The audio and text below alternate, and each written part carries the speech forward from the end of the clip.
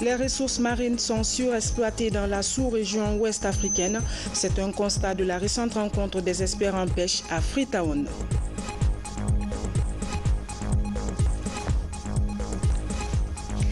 Beaucoup de dérives sur les réseaux sociaux en Guinée. Quelle riposte la société envisage-t-elle?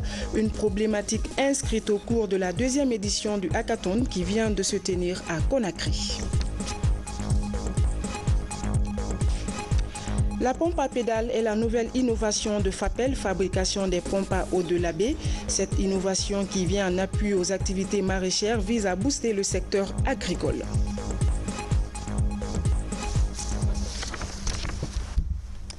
Bonsoir à tous. Avant de développer ces titres, ce message départ adressé à son Excellence M. Alassane Ouattara, président de la République de Côte d'Ivoire. Excellence, Monsieur le Président et chers frères, la commémoration du 58e anniversaire de l'indépendance de la République de Côte d'Ivoire m'offre l'occasion d'adresser au peuple, au gouvernement ivoirien et à vous personnellement mes sincères félicitations ainsi que celles du peuple et du gouvernement guinéen. En cette heureuse circonstance, je voudrais non seulement apprécier les progrès socio-économiques enregistrés dans votre pays, mais aussi saluer l'excellence des relations de bon voisinage, d'amitié, de fraternité, de solidarité et de coopération existant si heureusement entre la République sœur de Côte d'Ivoire et la République de Guinée. En outre, je tiens à vous rassurer de ma totale détermination à contribuer à la consolidation des traditionnels liens unissant nos deux peuples. En vous renouvelant ma sincère amitié, je vous prie d'agréer, Excellence Monsieur le Président, mes vœux fervents de bonne santé et de bien-être personnel que je formule pour vous et votre famille, ainsi que ceux de paix et de bonheur pour le peuple ivoirien. Haute et fraternelle considération, professeur Alpha Condé. La pêche illicite et la surexploitation des ressources marines dans la sous-région ouest africaine. C'est le constat de la rencontre des experts en pêche à Freetown.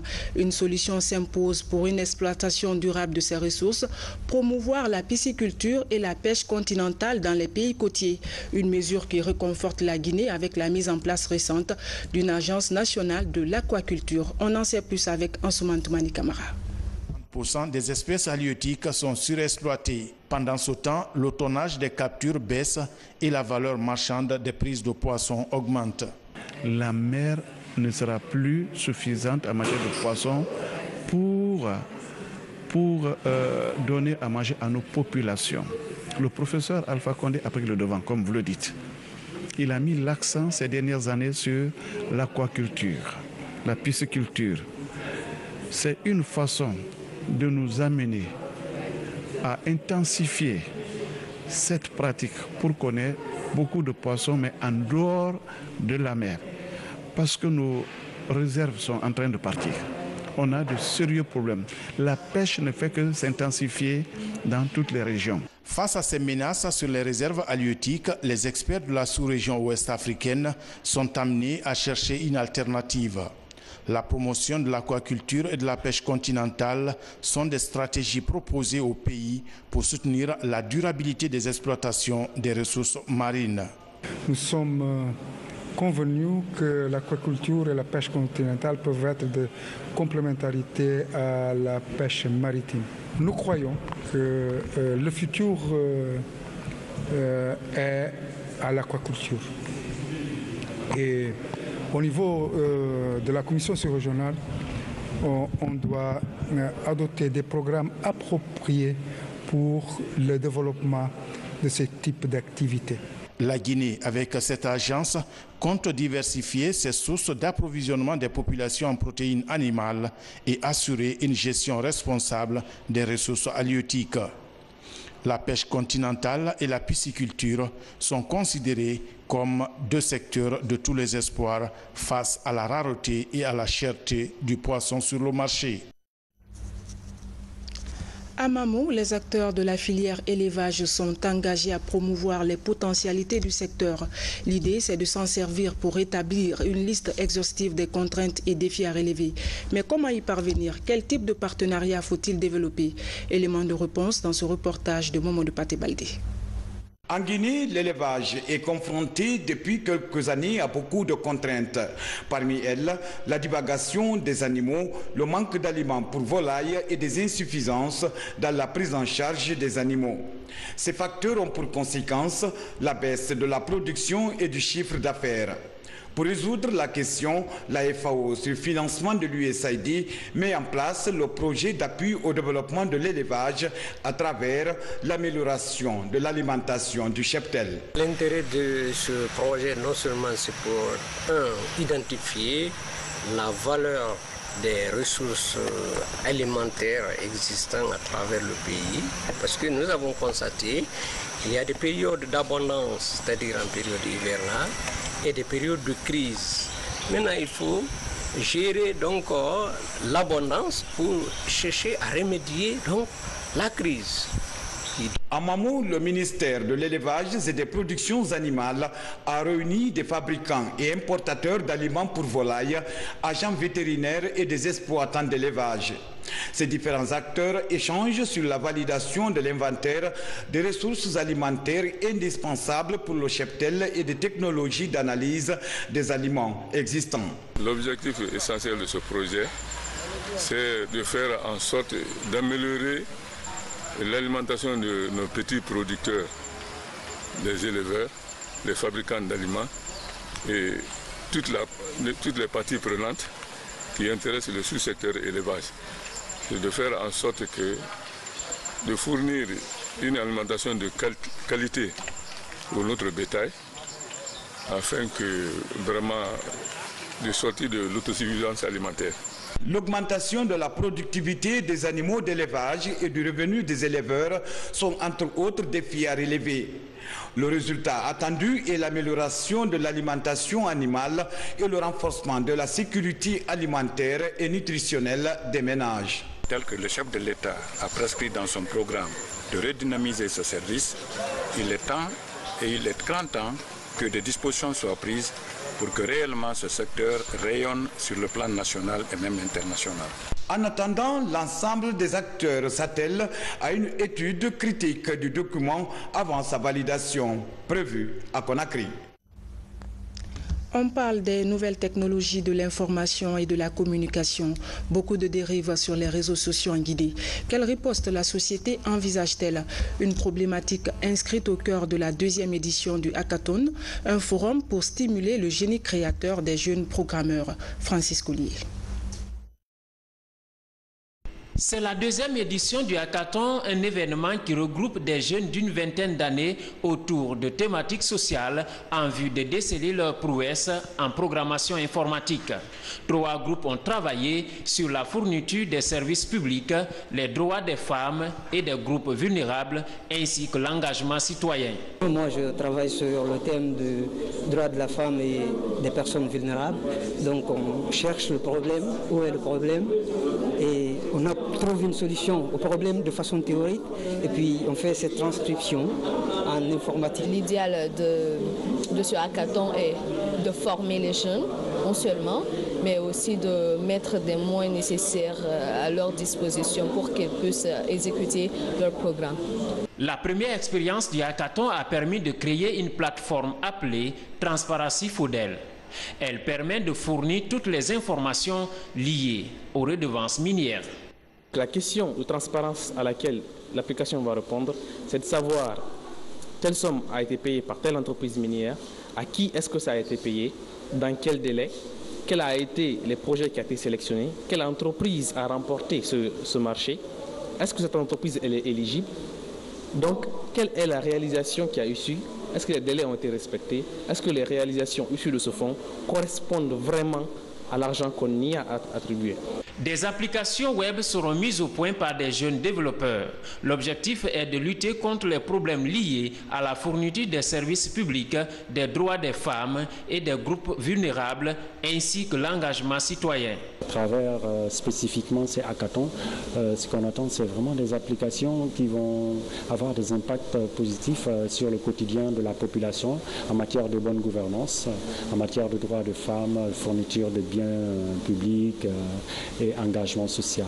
Nous allons donc après, à la fin du projet, voir les idées qui sont innovantes, qui sont pertinentes, qui sont créatives, essayer de voir comment est-ce qu'on peut supporter ces idées pour les concrétiser, pour les matérialiser sur le terrain. Le hackathon est une belle manière d'éveiller le génie des jeunes informaticiens. Il permet de développer des applications pouvant apporter des solutions à la société guinéenne. C'est une pompe qui peut être utilisée aussi bien par des jeunes que par les personnes âgées. L'usage ne requiert pas trop d'énergie. Ces mots sont du concepteur de la pompe à pédales, Agibou Bari. Cette innovation de FAPEL, fabrication des pompes à eau de la baie, devrait aider à la relance de l'agriculture dans plusieurs zones du pays, notamment là où il y a un problème d'accès à l'eau. Reportage Abdoulaye Diallo. Sur ce périmètre, Marietou Bari expérimente l'une des dernières variantes des pompes à eau Métinkini. Elle est fabriquée à la baie. Depuis plusieurs mois, Marietou se sert de cette pompe à pédales pour arroser en saison sèche son champ de maïs dans la plus grande simplicité. Cette innovation est soutenue par le gouvernement.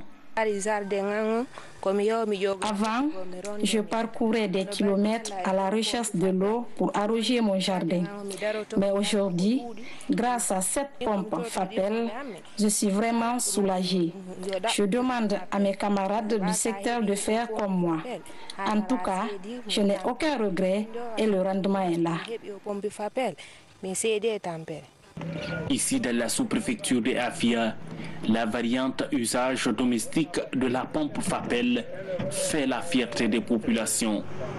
12 mois après son installation, aucune rupture dans la fourniture d'eau n'est enregistrée. Cette pompe est la plus fonctionnelle du pays. Nous sommes très contents de cette pompe car elle nous a épargné cette année le long parcours à la recherche de l'eau. Le marigot du village est à 3 km du chef-lieu de Afia. Aujourd'hui, nous partageons cette pompe avec les étudiants. Progressivement dans le pays, les pompes à fabrication locale montrent toute leur qualité de résistance dans l'usage. Vous l'avez si bien vu, c'est des pompes qui ne demandent ni de carburant et de lubrifiant. Vous voyez, donc l'entretien est très facile. Donc comme vous constatez, vous avez plus de 2000 bidons par jour ici qui sont puisés. Et nous sommes heureux de la satisfaction de la population vraiment par rapport à cette pompe. Voir elle est plus déjà performante que beaucoup de pompes importées aujourd'hui, parce qu'elle fait un débit de 2000 litres heure en moyenne, avec une facilité de pompage. Donc les enfants, les femmes. L'ingénieur Agibou Bari est l'inventeur des pompes FAPEL. Sa renommée a franchi les frontières de la Guinée. Il est depuis 5 ans cité parmi les grands innovateurs technologiques des pays du Sud. Encouragé par le chef de l'État, le professeur Alpha Condé, Agibou nourrit une grande ambition. Il rêve de construire une unité de fabrication des pompes en vue d'accroître sa production et créer de l'emploi dans son secteur. Pour développer ces pays, il faut qu'on fabrique localement nos produits. Donc, osons consommer nos propres productions pour développer ces pays. Donc, aujourd'hui, c'est des pompes qui n'ont rien à envier des pompes importées, des pompes européennes, parce que nous sommes en partenariat avec des Européens, des Africains, avec lesquels nous avons développé cette pompe. Nous pouvons dire que ces pompes sont plus performantes, avec une capacité d'aspiration de plus de 100 mètres de côte d'installation, des refoulements de 15 mètres de hauteur, 100 mètres sous terrain plat. C'est une première au monde. Donc c'est d'avoir confiance en FAPEL et développer ensemble, créer de l'emploi pour des jeunes, parce que nous sommes en train de former des jeunes. Avec l'appui des chefs de l'État, nous allons développer cette technologie dans toutes les préfectures, former des jeunes sur place et les employer sur place, et puis aider les femmes à avoir accès à l'eau potable. Des performances qui ont récemment séduit les députés et qui ont invité cet innovateur à l'Assemblée nationale. Agibou a maintenant espoir que ces rêves seront bientôt réalisés. Les initiatives de promotion de la production locale du président de la République le motivent beaucoup. Aujourd'hui, nous sommes en train de développer cette technologie. Nous voulons aller aussi de l'avant, adapter les systèmes solaires à cette pompe par exemple, parce que la pompe que vous voyez, elle est non seulement à usage domestique, elle peut être aussi à usage d'irrigation. On peut adapter les systèmes solaires dessus et puis irriguer à vraiment beaucoup d'hectares et aussi alimenter tout un village. Au-delà de ces pompes à usage domestique et celles utilisées dans l'agriculture pour l'irrigation, FAPEL poursuit ses créations. Il s'agit de ces kits portatifs de lavage des mains publiques qui peuvent également servir d'abreuvoir pour les animaux domestiques. Dans son atelier principal de confection à la baie, jeune chaudronnier montre d'autres savoir-faire tout aussi séduisants. L'ameublement et la décoration des maisons.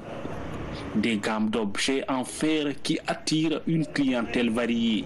Des inventions locales pour une expertise à dimension internationale reconnue et garantie par l'OAPI, Organisation africaine pour la propriété intellectuelle. La pompe à pédales, c'était le grand format de ce soir. Rien n'est plus efficace pour se protéger contre les maladies infectieuses comme la grippe et le rhume que le fait de bien se laver les mains.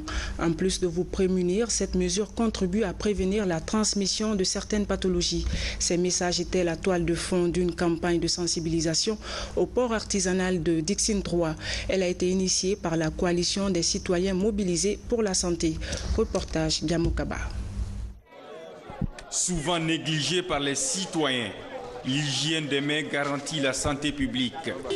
Quelques années après le passage du virus Ebola, les initiatives se multiplient pour une lutte préventive contre les infections.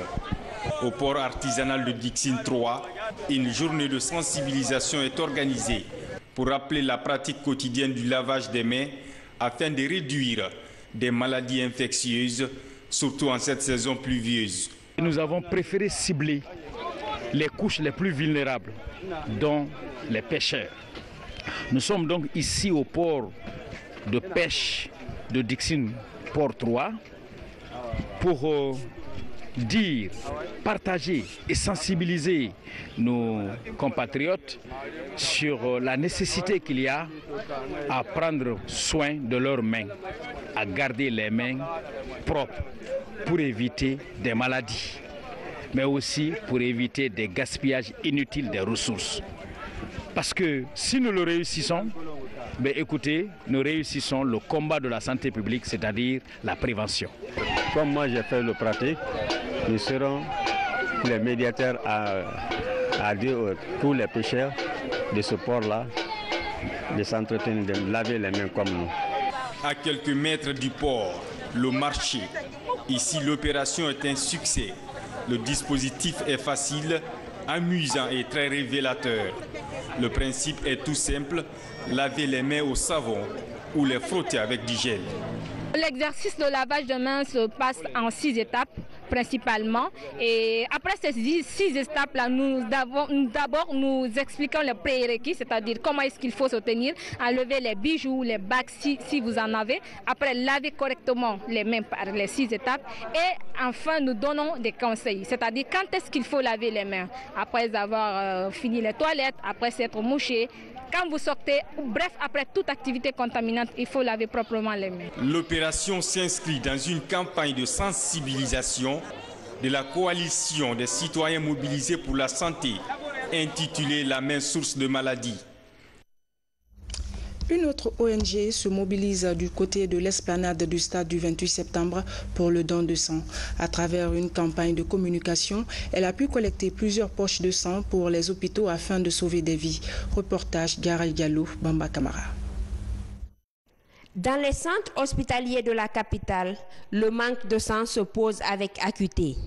Cette campagne de don de sang a permis de mettre à la disposition du Centre national de transfusion sanguine une vingtaine de poches en faveur des enfants dans le besoin. Nous voulons aider les enfants déshérités, les enfants orphelins, les malades en général, et aider la CNTG qui a des problèmes pour avoir du sang. Voyez dans quelles conditions on travaille. On cherche un bon car climatisé. Le jour qu'on doit faire collecte de sang, que les gens qui sont volontaires soient bien installés, soient bien vraiment traités. L'opération est réalisée en collaboration avec le comité communal de la Croix-Rouge de Dixine.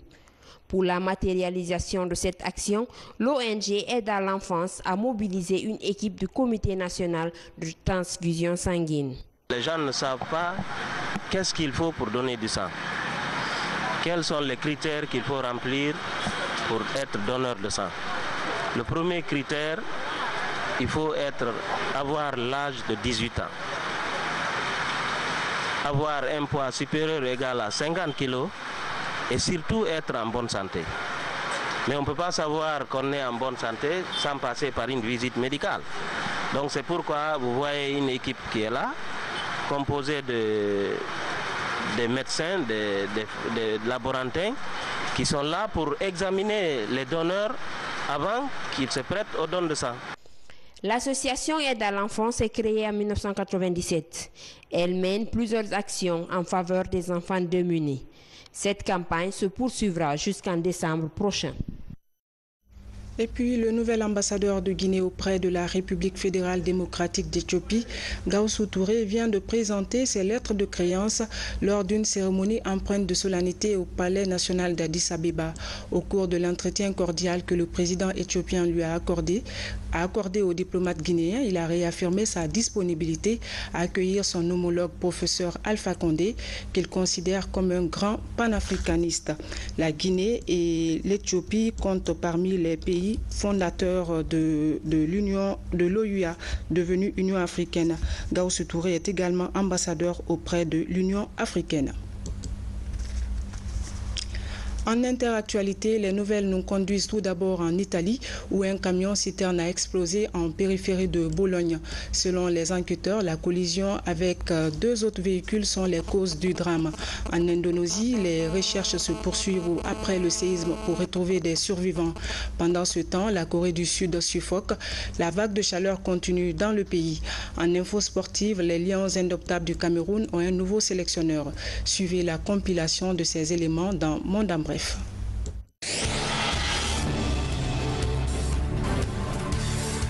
Un camion-citerne explose dans le nord de l'Italie en périphérie de Bologne. L'explosion a provoqué une énorme gerbe de feu et un violent incendie. La préfecture signale un cas de mort et 68 blessés, dont plusieurs dans un état grave. Selon les premiers éléments de l'enquête, le camion-citerne a été impliqué dans une collision avec deux autres véhicules, dont l'un a pris feu.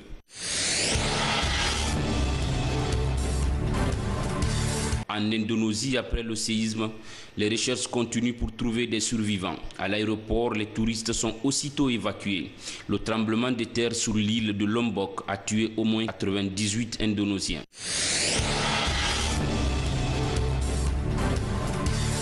Vague de chaleur en Corée du Sud, un parc aquatique bondé. Des Sud-Coréens se rendent en masse dans un parc aquatique de la région de Séoul pour tenter de se rafraîchir alors que la canicule continue de sévir dans la péninsule.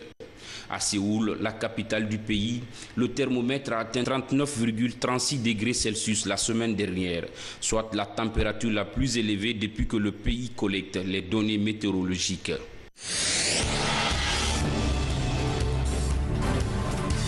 Les Lions indomptables du Cameroun ont un nouveau sélectionneur. Son nom, Clarence Seedorf. L'ex-star néerlandaise vient mettre fin à la longue polémique autour de la succession d'Hugo Broos, qui a conduit le Cameroun à l'obtention de son dernier titre continental à la CAN 2017 au Gabon. Personnalité reconnue du football international, Clarence Seedorf, 42 ans, a eu une intense carrière au sommet du football européen et entraîné le Milan AC puis le Deportivo La Corogne. Sur le banc camerounais, le Néerlandais sera assisté de son compatriote Patrick Kluivert. En 2019, le pays de Roger Milla abritera la Coupe d'Afrique des Nations de football.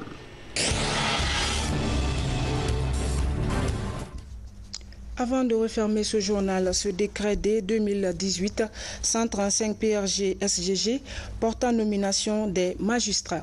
Le président de la République décrète, article 1er, les magistrats et cadres dont les noms suivent sont nommés dans les fonctions ci-après. Secrétaire général, M. Moussa Kourouma, confirmé. Chef de cabinet, Mohamed Koli Kamara, confirmé. Conseiller principal, Hassan De Gallo, précédemment secrétaire exécutif de la réforme de la justice. Conseiller chargé de la justice de proximité, Madame Mariam Saoudou Gallo, épouse Cissé, confirmé. Conseiller chargé des lois et règlements, M. Alpha Séni Kamara, précédemment juge au tribunal militaire de Conakry.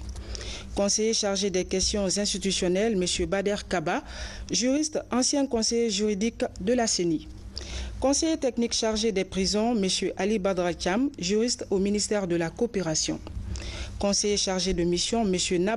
Aboubakar Nabakamara, administrateur civil, assistant du ministre des Travaux publics.